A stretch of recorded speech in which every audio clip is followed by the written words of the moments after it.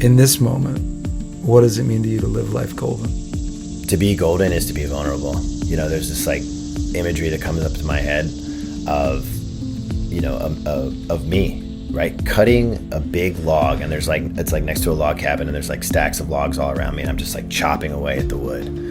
And what I'm actually chopping away at is myself. I'm chopping away at the vulnerability that is me, to get into the inside of that log, and to realize that inside of that log is just this like supple love and softness and structure that I forgot somewhere along the way. And I am cutting open this log so that other people can witness me and know that it's safe to do the same as well. That's what it means to be golden to me right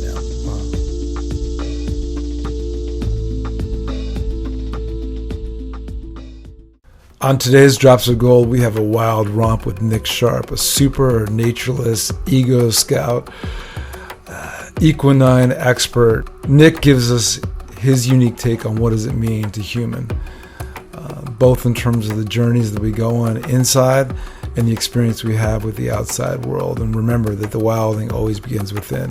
Enjoy this journey, enjoy Nick, and you will leave with definitely a drop of gold. I'm Jeff Skultz. I have been on a healing and revealing journey, following my thread to my inner gold. My great honor in life is to sit with the golden ones and discover what they've released in terms of their past stuck stories, what they've revealed in terms of who they are anew, and within that, how we can each celebrate the art of living life golden. Welcome to Drops of Gold.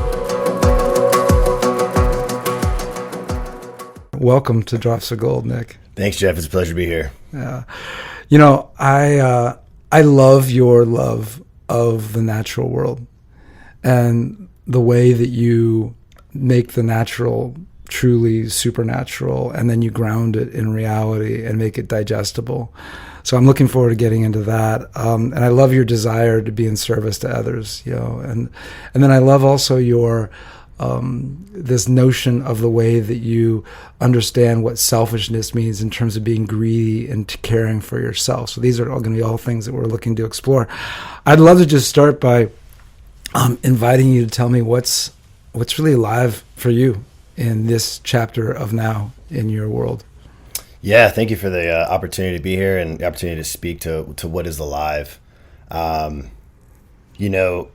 am in this correspondence with myself recently of really spending as much time around living things. I have most of my life developed a relationship of my identity to other human beings. And right now, my primary focus is on establishing my relationship to the natural world. That means spending more time with trees, with birds, with bees, with just anything that's alive, and even the innate objects as well. On the beach, with the sand, with the rocks. Like, there is just so many opportunities to expand outside of this belief system that I think really exists here in the United States, that our identity is created only with other human beings. And right now I'm looking at exploring the relationship between all beings. And for you, what happens when that happens? What is the why behind that way? Yeah, the why is that, it's my belief that identity is formed in relationship, and identity therefore can only be changed in relationship. So the more relationships that I am fully and openly a part of authentically, by authentically I mean that I am not trading some part of attachment for a more authentic relationship, that I'm fully a part of. I'm getting into it now. But I'm fully a part of the relationship, and whatever comes up in the relationship is actually how change takes place. And that's kind of what led to this is water. Wow. I mean, what that really brings up for me is this notion of the great studier Thich Nhat Hanh, the interbeing, who talked about that we are not a part of nature, that we are a part of nature. And it also speaks to maybe that notion of like the greatest lie is the illusion of separation. Mm-hmm. And where does that take you in terms of that notion of how we, by bringing the super and the natural together and nature and us as one, where does that take us as humanity? Well, a lot of places, hopefully back to ourselves, back home into ourselves. There's this notion that as beings, human beings, we've become human doers. And I'm trying to change the story back to let's be human beings once again. Let's be a part of our feelings, be a part of our experiences. And that really takes place by slowing the fuck down, right? And what does that mean? It means not moving a million miles a minute and not necessarily always having a map of exactly where we're going, and just being really part of the present moment and the experiences that it takes to get there. Well, it brings up a mantra that you shared with me the other day, which maybe you could tell us about ABP. ABP is always be prepared. And if you're not prepared, be prepared to be unprepared. What does that second part of that mean? Be prepared to be I'll start with the first part. The first part is the Scout motto, which I'm a third generation Eagle Scout, and I spent my life believing that if I was always prepared, then anything that came my direction, I'd be well equipped to handle. The second part is be prepared to be unprepared. Just simply means that in life, there's absolutely no way that we can be prepared for anything, or for everything, excuse me. We can be prepared for anything, but for everything, it's just simply not tangible. And that kind of moves to the notion that the absolute excitement in living everyday life is the spontaneity that anything can happen at any time. And if we're not there and present for it to unfold, then we're just missing the beautiful opportunities that are happening all around us all the time. Yeah, that's so cool. It's like this notion around, being impervious to the curve. Right. And and it brings up, and we were going to get to this later on, but it just brings it up so fluidly right now, which is water. Water. Very much like the Bruce Lee quote, like, be like water. Okay. I mean, what is water to you? I mean, it's the majority of what our bodies are made out of, right? When you bring up the notion that we don't return into nature, right? That we are nature. I mean, we are water. Most of our bodies actually are composited of water. So this is water is actually a reclamation that we are returning to ourselves by creating a healing-based community in relationship to the ocean, to water, to the very beings that we are, to the substance that we're actually made out of. Well, we'll get more into later in terms of the invitation, because I think there's an invitation for our community in terms of like, hey, how do we come together in nature, and how do we come together with nature? We are nature. With nature, in nature, as nature, right. And to do that, sometimes floating, as opposed to necessarily thinking that we're necessarily going to go into the forest. But I'd love to just hear a bit of your origin story and ask you, where were you formed? Like, where did this version of you form? Right. And what were the circumstances? Because everything about you that I've experienced is always about transformation, right? We always there's a crucible moment that comes where it's like we either get bitch slapped, rat fucked, or something happens along our journey where it takes us into a place where it's like we need to confront ourselves, right? We've been maybe confronted, but we allow ourselves to confront ourselves for the first time. What was your transformation story? And take the time to tell us that story. Yeah, thank you for asking. To just respond to where was I formed, I just want to acknowledge that I'm still forming, and that's the only thing that I know to be certain in this life is that the world is always changing, and I'm making an active choice to be a part of that change. Yeah. So in terms of where was I formed, I mean, I would say probably something that is very substantial to my story in particular is that I grew up as an identical twin. And I navigated life very luckily with another partner that just really helped me to always look at every perspective from a different angle than the one that I originally saw it from. And that alternative angle enabled me to carry myself through the world and see multiple perspectives in every situation that I pondered into. At what pivotal moment did I decide to make some type of change in my life? I had a floating home in Seattle. I was selling corporate software. I was in my underwear with a business shirt on. This was like pre-COVID, before like working from home was a thing.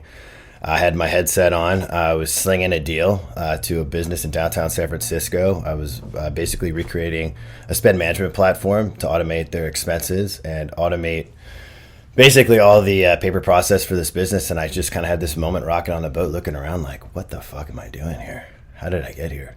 And that's when I realized that I had been doing everything I thought I was supposed to be doing, and that needed to change. Yeah. And that change that change is still taking place. Yeah. Go deeper into that change. What did you see in yourself that you felt was a lie in disguise? Well, I'll just start by saying I didn't see that in myself. What I did was I sought help. I got connected with a therapist that ultimately opened my perspective and helped me to start identifying sensations, occurrences that were taking place inside of me that I had never been able to name before. And once I started having the language for what was transpiring, and like, anxiety, for example, it gave me a lot of power. It gave me power back, And then once I had that vocabulary, I had that language, I had the ability to communicate what was happening, then I could do something about it. And I think that's the first step that really happens with a change, is like being able to know what the hell is going on. You bring up such an interesting point around this notion around like that we give our power away, whether that's inadvertently or whether that's consciously. And one of the things that my journey, I gave my power away for half a century, and this notion of like that we all are empowered, embodied beings, and we can reclaim that power. How do we do that? How do we do that? Because it's always inside every one of us. Every one of us has that hero's journey, and we suppress and sequester and repress the ability to come back into our power. What are some steps that you took that would be transmutable to really anybody listening? You have to want the power. I mean, all day long, we can imagine, or we can fascinate, or as humans, we can spend a lot of time daydreaming or fixating on power, but at the end of the day, we actually have to want it. Because having power can be pretty scary. And what I can take a moment to just explain what power means. Thank you. So my mentor, Dewey Freeman, likes to break up power and control in two separate definitions. Power is the ability to influence each other. It's what we want, and our friends, our family, our partners, our community. It's the power for you to influence me and me to influence you. It's an exchange. It's reciprocal. Control is the basis of racism. It's the basis of hate. It's the basis of essentially me having power over someone. Historically, men like us in this nation have had control. And what we're here today to do, hopefully, and continue moving forward, is to diminish control, to release control, and to be in power relationships, to empower the world around us, to empower each other, to empower the people that are listening to this podcast, to actually be able to be in more power relationships, and for everyone to let go of this desire, this need, this identity of control, because control is destruction. That's right. It's like power versus force. Force is control, or you're seeking control, and what have you. So you spoke to the notion, you said you had to want it, which means that what I really receive from that is it's around self-awareness. It's around the self-awareness to know that it's something that is inside of you, and the self-awareness. So then what, right? So you have to want it, but then how? And what's the step after that you've discovered, and we're still discovering, right? Like this notion around like we figured nothing out, but we're figuring it out each day. So what are you figuring it out in this present moment of your life? Yeah, thanks for that ask. And I can just what comes to me naturally is just I have wanted a lot of things in my life, right? I've wanted to be a source of change. I've wanted to create a community. At the end of the day, I've wanted to do a lot of things for other people, and it wasn't until I started wanting to do things for myself that I started to get those things done. So all day long we can want change, but if the change isn't for ourselves, and that's why I'm pretty open and pretty honest the fact that like I want to continue my own healing journey. If I do not put my healing journey on the map, I am in no position to be in a position of power to help other people heal. If I'm not every day looking at myself and continuing my own journey of like substance use, my own journey of how I show up in the world, that is an ongoing understanding. So I want that. I spent, the first 30 years of my life wanting that for other people. Now I want it for myself, and now I've changed. Am changing. Change being the constant. Change is such an interesting word, which I think about a lot because, for many people, well, I can speak about my own experience. Change for myself, there's a lot of pain saddled in change. There's a lot of shame. Like less than as opposed to yes and. So one of the constructs that I'd love to hear your response and your philosophy and your thinking about practicality is this notion of perhaps we're not changing, but perhaps we're revealing. It's like within the healing is also revealing. Within the revealing is the beautiful state of healing. And so does that give us a different permission to shift and to pivot and to step into our power? Absolutely it does. And you kind of brought up two great points there around pain and then shame and guilt. So let me just define pain as there's clean pain and dirty pain. Clean pain is absolutely necessary. Clean pain allows us to feel. It allows us to be human beings, not human doers. Pain is the natural, release. It's the natural felt sense in the body, the natural felt sense in the mind that something matters to us, And it's that dirty pain. It's that pain that becomes associated with guilt, that becomes associated with shame. That's the spiral, That's the shame that we beat ourselves up about. That is actually most likely some ancestral lineage of shame or guilt that's been passed down to us that we inherited, and now, unless we decide to consciously release that shame and that guilt by honoring it, by saying, hey, thank you to the shame, thank you to the guilt, you got me here is far, and then releasing that armor and letting it go, that we can actually feel that clean pain, and then we can make change. It's so beautiful. I think that what that also calls up is the power of obliterating the notion of duality, right? Like, is something good or bad? Pain, good, right. Love that. And so I'd love to hear that within the transpersonal version of the application of how to ground that, where we can obliterate those constructs to invite something new. I'd love to hear you speak about your feelings on that, and how do we practically do that? Sure. Well, start by stop saying good and bad. Good and bad are two terms that have to be defined when we use them to the individual that we're sharing them with. Language is fucking power. And when we say good and bad are totally, I like to use terms like gratifying and ungratifying, right? Because then I can actually share the type of impact that something has on me, as opposed to needing to define specifically. Honestly, we should just throw out any words that we can't have a conversation with somebody walking down the street, because if we have to define something, I don't realize, I'll speak to my experience, how often I'm using terminology that actually is challenging for somebody to receive.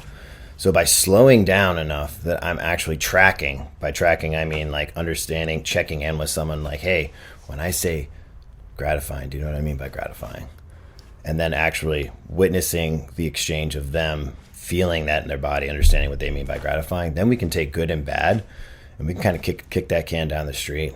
Does that answer the question? I think that you were absolutely fine. Absolutely. And what so brings up to me, love to hear your take on ego.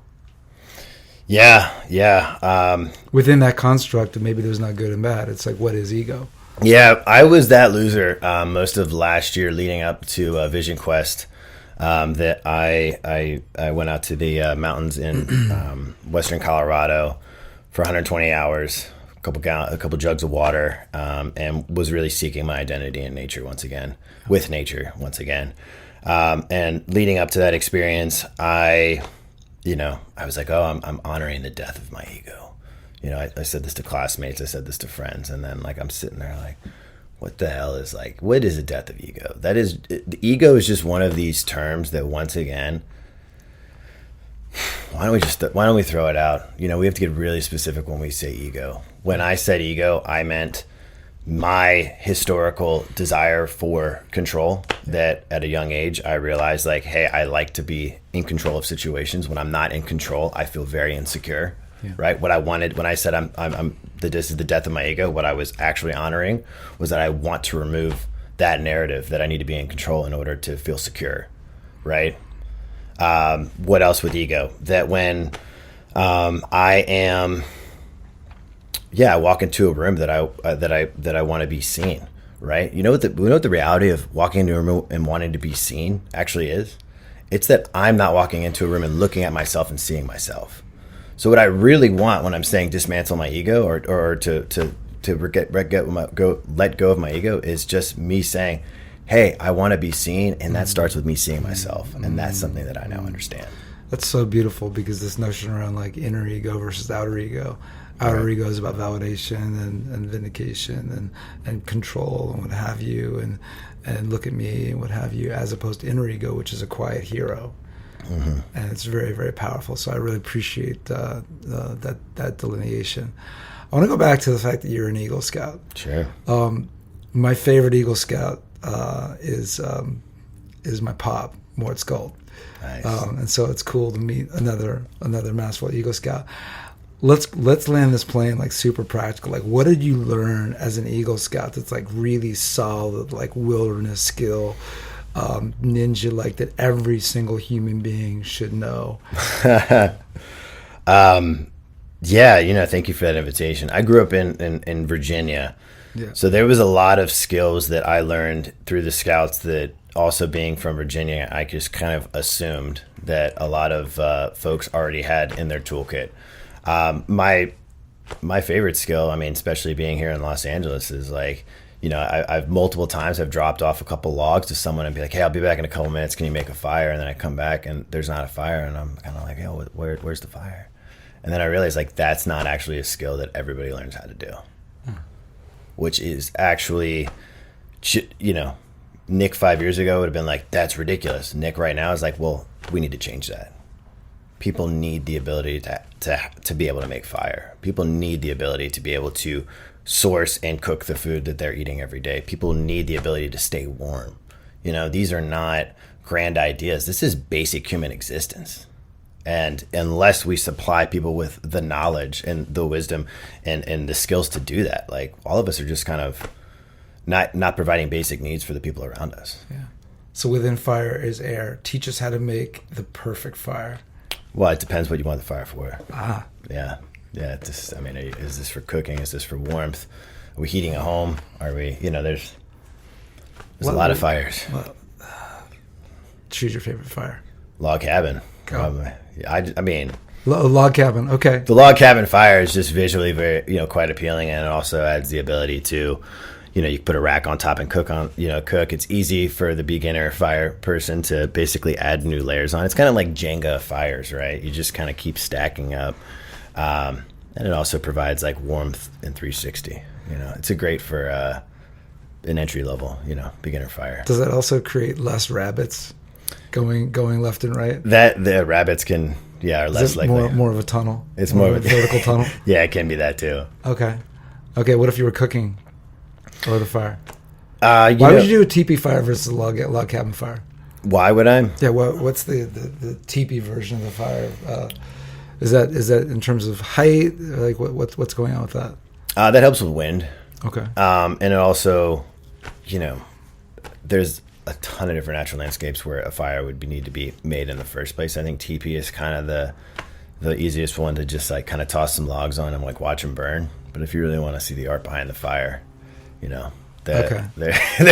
go into the actual wormhole there on that one. What's another wilderness skill you feel like we'd be well served as humanity to learn? My favorite merit badge was wilderness survival. It probably is what led me to now studying wilderness therapy. But the most useful of the scouting merit badges are probably learning how to sew. I mean, I rip stuff all the time. I rip clothing all the time, and I have a sewing kit and I can repair it on the spot. And I mean that sounds small, but that sovereignty to repair my own clothing, is huge. My dad actually taught the I think it's like called personal finance, about budgeting. And it's like, that's another merit badge. That's a required merit badge. And to this day, like, I kind of need my pops to teach me that class again. Like there's a lot more, I think there's something like 52 merit badges that somebody, you have to get in order to become an Eagle Scout. So it's kind of like, it's kind of like, once a rock star, always a rock star. So once an Eagle Scout, always an Eagle Scout. What's the most recent wilderness moment you've had where it's like, wow, I'm still learning, and something really cool you learned? When was it, like the most recent time I got shook up? Is that what you're? Yeah.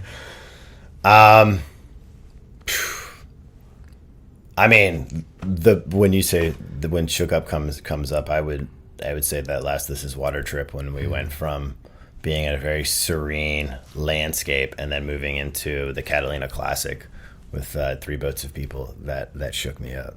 We went from a very tranquil, inviting, from my experience, an inviting space into, a massive party barge.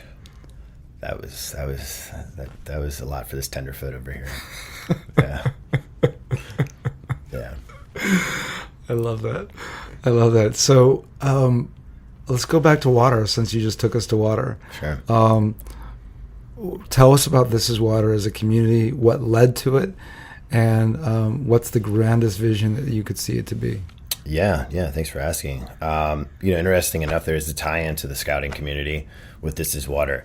When I graduated from Virginia Tech, however long ago that was, with an undergrad, instead of walking graduation, I went down to the Keys, and I was working for Florida High Adventure Sea Base for the Boy Scouts of America. We were taking crews of 24 folks out on like 110 pirate schooners, and we were sailing around the Keys, snorkeling, fishing, sailing, on like pretty bareback pirate style boats. And in 7 days, I would see and experience somebody getting on these boats and then getting off the boats, and they were completely transformed. And that's when I really realized, wait a second, they're being transformed by the power of the water. They're becoming stewards of the ocean, and I'm also becoming transformed.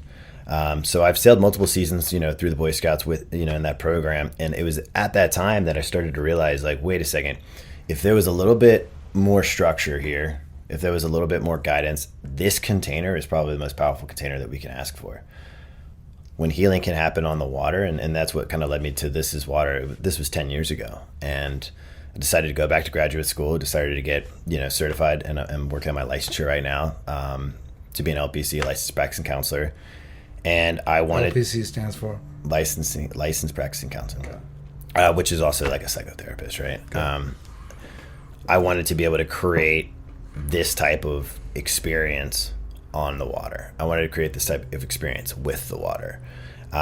This isn't your standard vacation. The hope, what is the plan here? The plan is to rebrand vacation. The plan is for, folks to be inspired. The focus is to want to take their families, to take their friends, take their communities, take themselves, and experience what it is like to be back in community, back in their body, have this interpersonal relationship with themselves again, in relationship to the water, but also collectively build, dream, and also like create art, music, and bring these sensations back to ultimately the basis of vacation, right? Is like, what would be your definition of vacation? I think many people's definition of vacation would be rest and relaxation, which what I'm hearing you say is something which I believe, which is an opportunity to learn something new, to go deeper into you, to find out a new truth, to find out where you come back even more inspired, where you can take what you just experienced and you can apply that to life in a very now way. That would be what I would say. Yeah, that is what vacation is. And the vacation has, in this day and age, kind of turned into this like reset, or this like way to escape reality. Yeah. What the goal for vacations and the rebranding of vacation is, like, how do we actually experience something on This Is Water that actually comes back and we can implement into our realities. That is so fucking important and so cool, because you think about many people, I hear it. I see people talk about coming back from a quote unquote vacation, and they actually have like a little depressive moment where it's like, oh, I'm not back to reality. Mm-hmm. Instead of like, no, what I'm doing is I'm going into reality, and this is a catalyst instead of something that feels like a crutch. Yeah, what we're learning on these journeys is how to move energy. Right? Yeah. We're moving energy through our bodies, we're moving energy with our bodies, and we're doing that in relationship to the water, which is just this massive force of energy that is impacting us every second of our lives. Yeah, well, I'll just give you a reflection. And, many people said their own versions of this, but I was deeply touched by, Kat Benzova when she got off the boat, and what she shared with me was like, there was this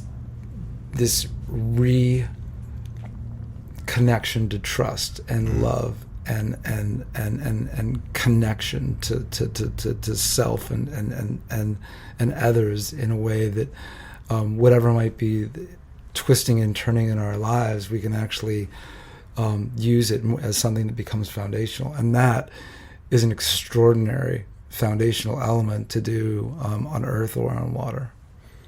Yeah, thank you for sharing Kat's experience. And yeah, that touches me to hear Very similar to how I feel when I'm coming back from one of these journeys. It's not a trip where there's a start and finish. It's a journey, because what we learn on these experiences, we try to spend a lot of time, and you hear this when you walk in any coffee shop between here and Boulder, right? It's like, oh, we work on integration.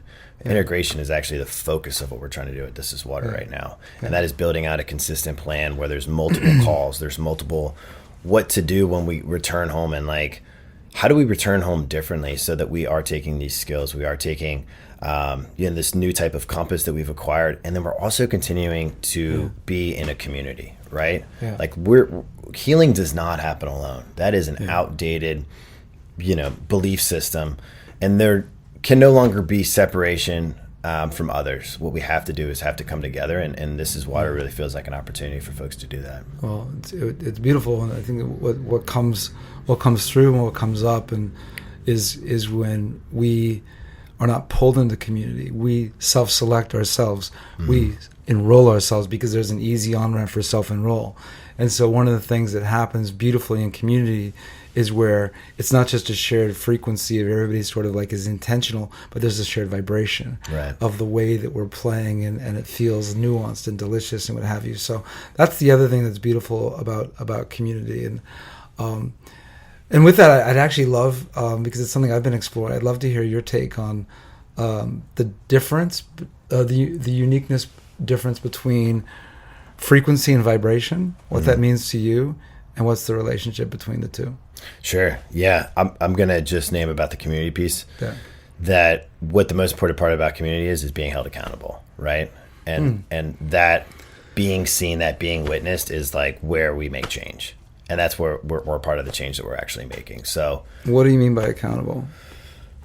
Self or shared, or what is it? To both. I mean, all of a sudden, like when we're in a group situation, something that's happening for me or something's happening for somebody else in the group may not be disclosed until somebody else shares it. So I might be having an experience, and usually if something's happening in a group, somebody else is having that experience. So the power in being able to have awareness into something that we couldn't see before only happens in a group-like setting. I mean, that's why they say like being in a relationship, having a partnership is like the actual only way to enlightenment or to some higher sense of self. Because there are so many parts of myself, for example, that I can't see by just looking in the mirror, that I can't see by just showing up. Like that can only be discovered in relationship. I was only created in relationship. I mean, we talked about this at the beginning, right? Like relationship is, to me, everything. So what is the relationship between frequency and vibration for you? I mean, frequency and vibration, I think there are two terms that I could on the cusp come up with a definite, kind of a definition or a summary of the two. I think there's two things I'm still exploring. I don't have anything sharp for you right now. This is really interesting because it's like I just came into a beginning of relationship in my own mind with, well, what does that mean? And frequency is like we can share a goal, like for instance, for those that in my world of like Landmark or MITT, it's like, okay, we're sharing a goal of transformation, but vibration is like, are you enjoying the process? Is it nuanced? Is it the type of people you want to have a drink with, have a dinner with and a meal? So there's a unique relationship there, and I think that when those two things meet, something like This Is Water happens. For those that want to learn about This Is Water, we'll put in the show notes, but what would be the best way for people to discover and see if it's right for them? Website is being built right now. Website should be out by the end of this month, and then the Instagram is kind of the source of all information. We actually just released today the next journey that we're hosting. It's January 5th through 13th in La Paz, Mexico. And very excited to also have the new promo trailer is actually going to be coming out this week as well, which will kind of give folks that are just trying to figure out in their heads, like, wait, what is this whole This Is Water? It gives you like a little bit of, some footage to really dive into. That's amazing. Yeah. Well, we're beginning to wrap this up. A few other things I'd love to explore, which is you talked about the guide to being alive. Yeah. What is that going to look like? Man, the guide to being alive is just. So let me just start by saying that everything that I'm speaking to is something that I am speaking to because I'm actively working on myself. I am not a person that is going to speak to something that I haven't experienced or that I haven't like tried to unfold on my own. And I believe that the key to me being relatable, the key to me being like successful in the role that I have, is that I'm starting with my vulnerability. I'm actively trying to be vulnerable, in the fact that the guide to being alive is like something that I need to be a reminder to the way that I'm showing up in the world, and being more part of a relationship with living beings, living things, less a part of I need to be in relationship with like stories, like This Is Water is a way to break stories. It's to change stories, right? This Is Water is learn a way to like learn how to catch and cook, clean and spice fish and make fire. But like when I come home, what is the story when I come home? Who am I? Who am I every day? And that's the change of like, where is home? And home has to be, with me all the time. People ask me like, where would you want to be if you were anywhere in the world? And it's like, bro, I'd want to be right here. Like I need to be here. This is where I am. Oh, I loved it when I asked you. We spoke about identity on one of our recent conversations, and I loved your take. And I'm paraphrasing, but it's pretty damn close. Was my identity is I have no identity outside of being committed to this present moment. Wow. I said that? Ish. Great. Yeah. Thank you. Thank you for sharing that. And yeah, I mean, just on that note, some friends of mine recently kind of blew my mind with this. Dewey actually, I had a workshop, an equine workshop a couple weeks back, and we said, most of us are really in this position where we're really a mile wide and an inch deep. And what I'm trying to do, what I'm trying to be in this stage of my life, is an inch wide and a mile deep with everything that I do. Beautiful. Yeah. Yeah. And so that's that's actively what I'm working on in this present moment. I don't think I would have understood truly what you meant without having the very visceral and personal experience of a 7-year Alzheimer's journey with my mother. And it truly became for me the most beautiful twisted gift when she taught me everything, the notion about what does it mean where all we have is this present moment, and what real true presence is. This is it. There's no wandering in the past or wandering into the future. It's true perspective and patience, and within there's beautiful peace and power. So I really appreciate your philosophy of like that beautiful Deepak quote, which is like, what happened 5 years ago is a dream. What happens 5 years from now is a dream. 5 minutes from now is a dream. 5 seconds ago is a dream. Yeah. And I really appreciated, therefore, your take on identity, which is like, that, and that's something which I think we all can, be in a remembrance of. You made a comment in one of the things you wrote, which is many of your favorite friends are books. Yeah, which I appreciated. What are 3 books that our listeners, I think, would be touched by? And maybe there's one for the self, for others, and maybe something about the connection to nature. What would be 3 things that would be speaking to those? Yeah, thanks for the invitation. It's funny, whenever somebody asks for a book recommendation, the first thing that comes up is, like 15-year-old Nick. And there's this book by James Patterson called Beach Music. And by no means is that something that necessarily relates to nature, but if you're looking for like that beach read all year round, just curl up by the fire and read a book that you'll get lost in. It's a hell of a book. But that's the first thing that always comes to mind.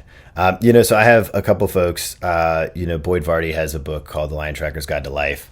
And that incorporates, his history of, having a family, grew up at this preserve in Africa, and he's a life coach now, and basically how we're always tracking ourselves, how we're surrounding ourselves with living beings, how that creates more aliveness in our life. And then he also, has the thought that, I don't know it, I don't need to know where it is that I'm going, I just need to know how to get there. I'm also right now reading Blue Mind, which is I had a couple folks when I was talking about this is water, and like, have you read Blue Mind? And I was like, man, I haven't. Is that spelled BLEW? BLUE. Oh, MIND. It's like blown mind. Yeah. No, Cool Blue too. Mind. Okay. But that is, I mean, basically, Blue Mind is like giving the background about how water is beautiful. so essential, so healing to our human experience, Wow. and how necessary it is to continue the efforts of conserving and creating, cleaner, safer, more sustainable water opportunities as well. So I'm going to read something to you that because I was fascinated that there was a through line when I started creating a little bio for you in terms of this notion around transpersonal psychology. So this is what came through. Transpersonal psychology investigates non-ordinary states of consciousness, such as those experienced during meditation, after ingesting psychedelics, or during peak performance, such as optimal flow, as well as spiritual, religious experiences and mystical states. Transpersonal psychologists attempt to integrate timeless wisdom with modern Western psychology and translate spiritual principles into scientifically grounded contemporary language. So what I love about that is something that you are, in my experience of you, uniquely served to speak about, which is how do we have this be digestible, accessible, and actionable for those that are listening, where it's like, okay, it's so vast and so deep. How do I take these states of the mysticalness as well as the physicalness and just ground it into like some real fucking shit that I can actually put into practice today, not tomorrow, but today, right now. The first thing that comes to me is like the rush of goosebumps that comes over this left side of my body when you read that. It's like, what does that mean? That's not just goosebumps. Like there's information that's happening there. There's information in everything that's happening around us. And what is something that we could do in this very moment? I mean, why don't we just put our feet flat on the ground and wiggle our toes and just remember, like, hey, this is where we are. And why don't we try orienting? Which direction is north? Which direction is south? What's east and west? I mean, then we know where we are. And it doesn't matter where it is, where we're going. But if we start to have these small practices and just knowing that everything is information, right? Everything whether we realize it or not. People say, oh, I'm not a good storyteller. Like, yo, everyone is a really good storyteller. We learn at a very early age how to tell stories. We're just not always like cognizant of the fact that we're consistently attaching meaning to everything that we do. So what is something that we could do right now, or somebody that is listening to this can do, is like just recognize that if you're looking at your phone right now, whatever you're looking at is becoming your psyche. I mean, anything, all day long. If I wake up in the morning and I spend the first 10 minutes on my cell phone, that sets up the entire rest of my day to just be looking and seeking out validation and serotonin blast and like looking for the next fix of something that I started my morning with. If I spend the first 10 minutes of the morning just laying with my pup Chief and just feeling love in my heart, just allowing that to just fill me, the rest of my day, I'm probably going to be on that path for more love, and something as simple as that, something as actually massive as love. If that's how we start and end our day, shit, it's a hell of a good day. What are some other ideas in terms of that morning practice that we can do?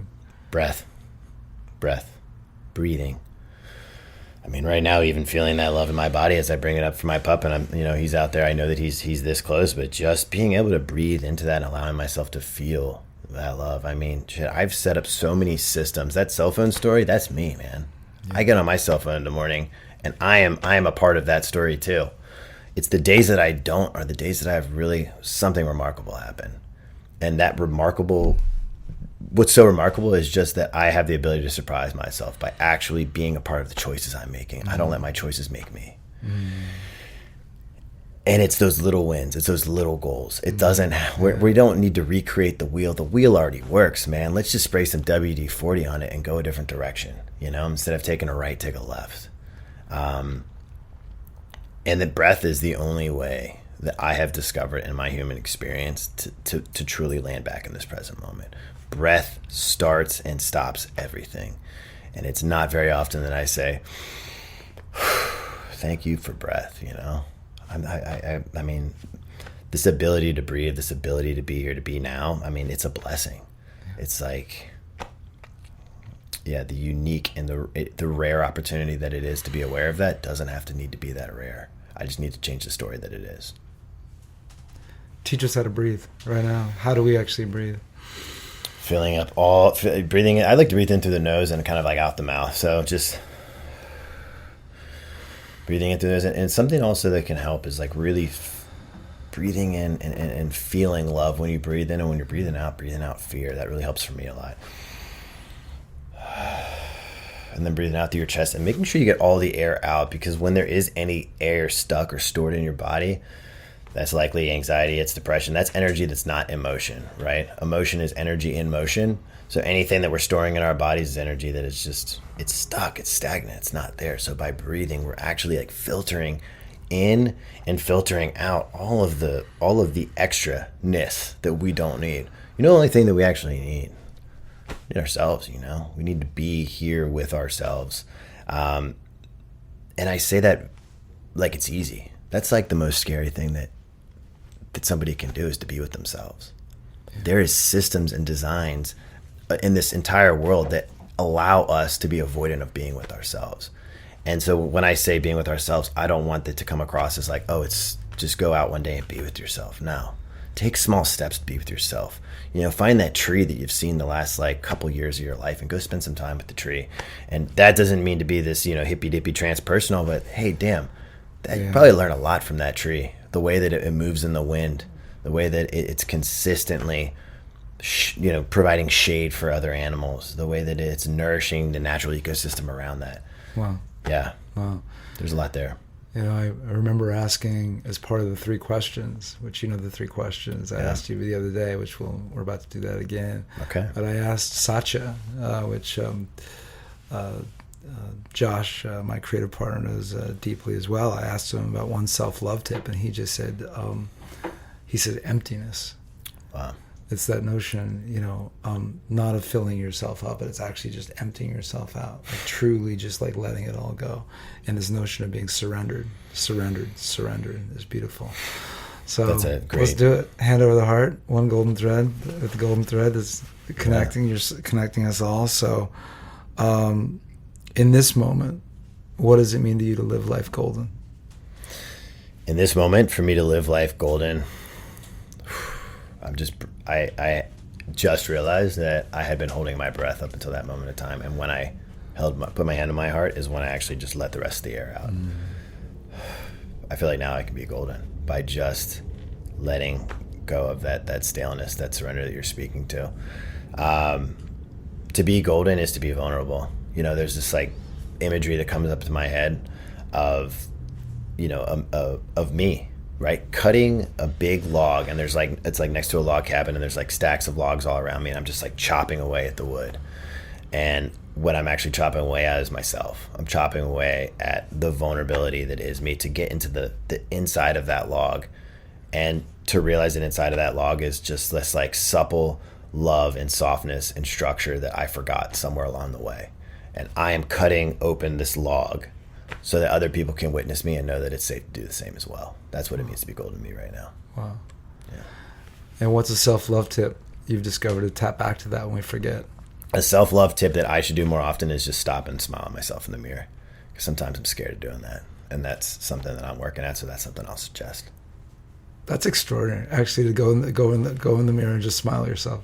Yeah. Fucking love that. It gets a lot of... I could tell you a million reasons why it's hard to do, but like the reality is I'm actually terrified of slowing down enough to do that. Yeah. And I don't know why, and I'm working at trying to figure that out. Beautiful. Yeah. Beautiful.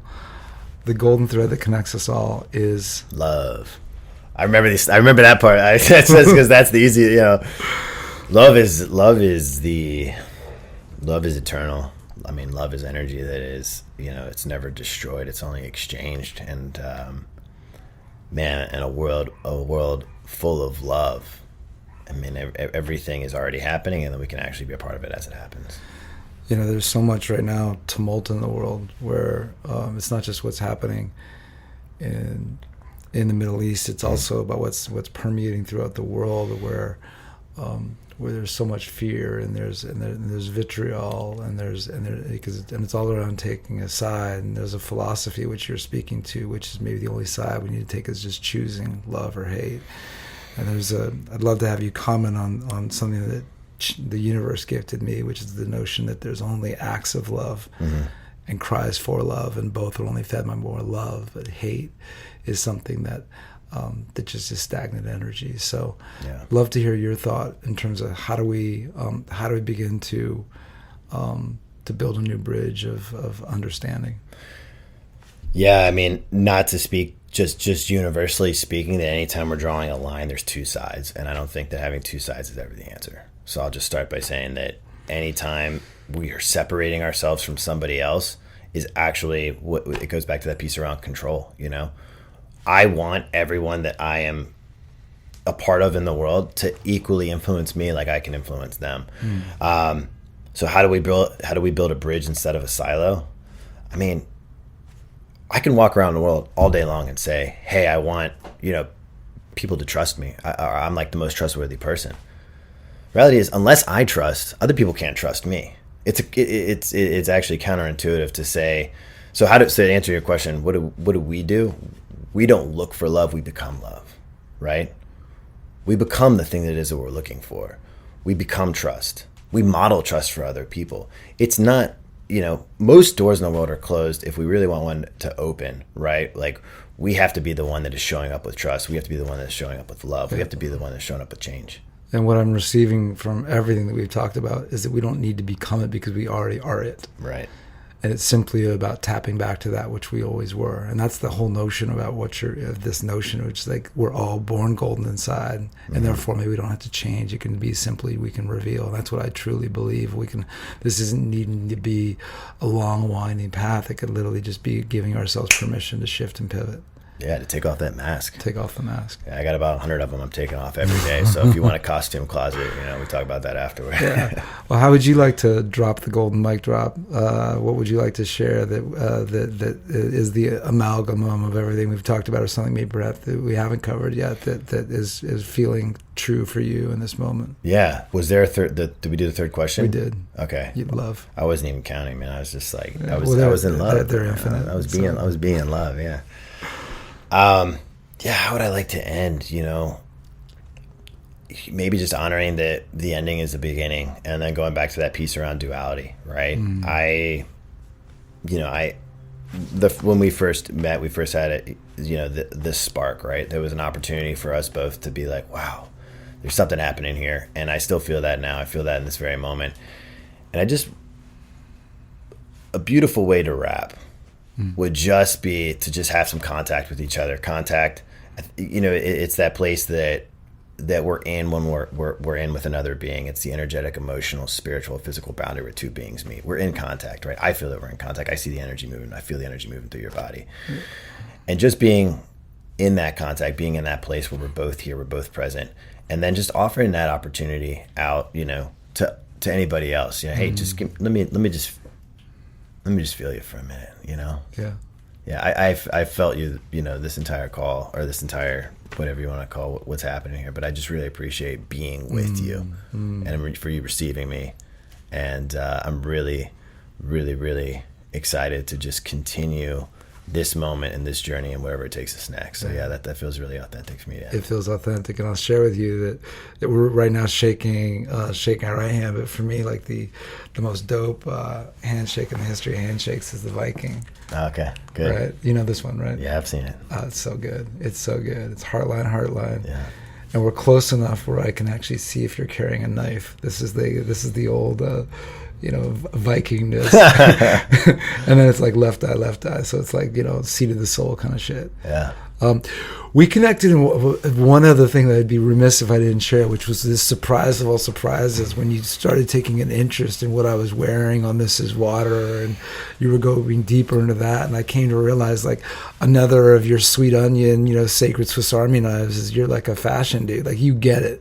You get it in terms of like the utilitarian, functional fashion that also has style. I'd love to hear just a brief on where that came from and how that became part of your journey. Yeah. And also thank you for the reflection that you offer to me as being a first-time beginner fashion designer at age 51 7 years ago. So I'd love to hear just a few barbs on that. Yeah, thanks for the ask. The story that I'm going with now is that I got into fashion because I was born into fashion. I was at at age 6. My identical twin brother and I, one was wearing blue and one was wearing green, and we had matching, Oshkosh, gosh, however you say it, outfit. It was lawless. Mom, if you're listening to this, you were lawless. Like the way that Lawless. You were lawless. People wonder where we get it from. Me, my brother, and I. And it's like it's Ellen Sharp. That woman is lawless. And such an inspiration. And that at an early age, when my brother and I, kind of had these, identities and like clothing.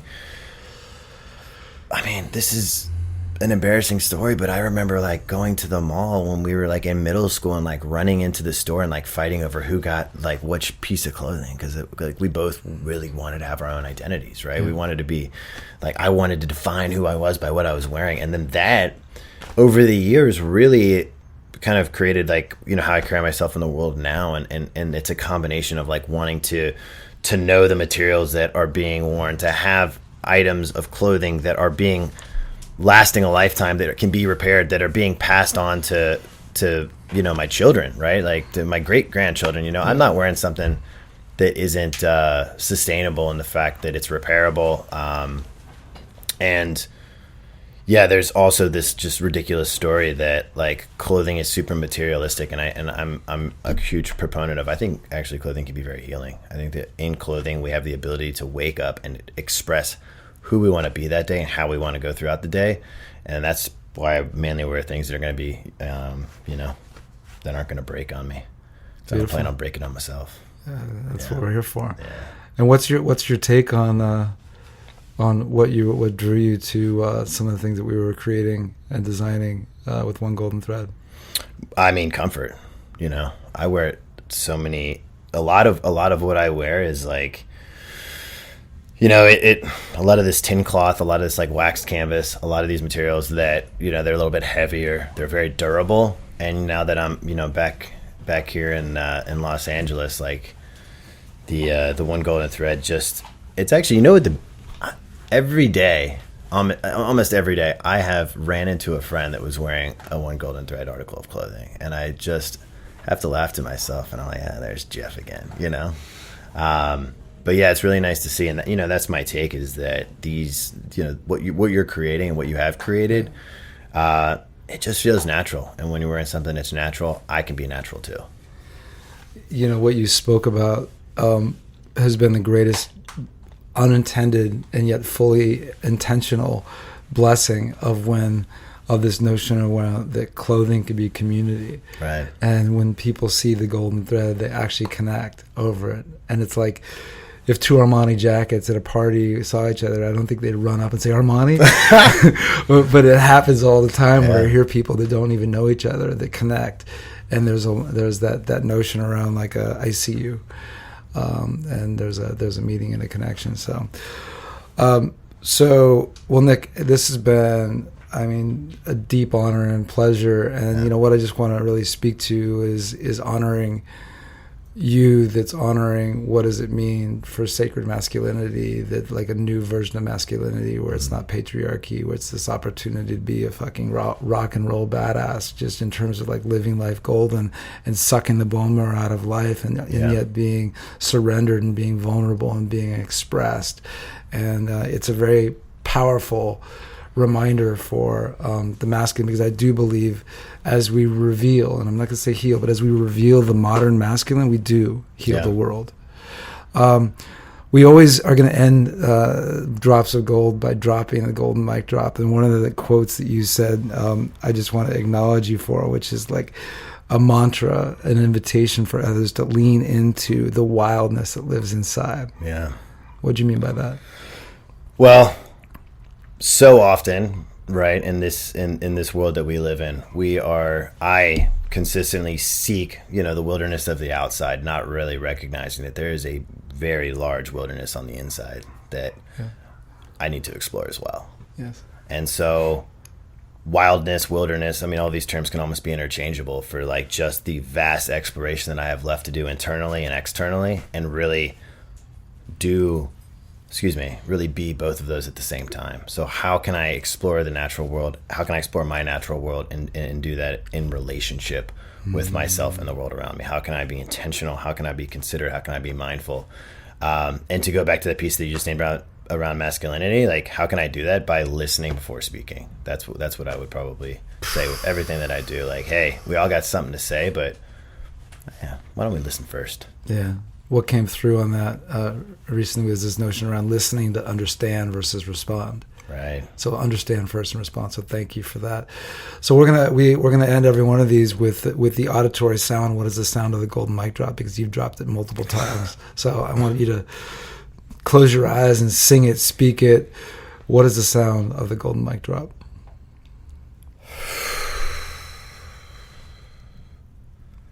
Breath. Yeah. The thing that comes to me is just a reminder to breathe, man. Give it, brother. Reminder to breathe. Nick, you are golden. Thank you for being on Drops of Gold. Yeah, thank you, brother. Appreciate you having me here. All right, you be so well. Thank you for showing up. Thank you for being with us on Drops of Gold. Produced by Mark Shapiro and Josh Robertson. Music by Josh Robertson and Shazier. I'm your host, Jeff Skult. And remember, in this moment and this moment's forward, remember to always pull on your golden thread and find your truth in this now reality. Thank you for being with us. You are golden. Enjoy your journey.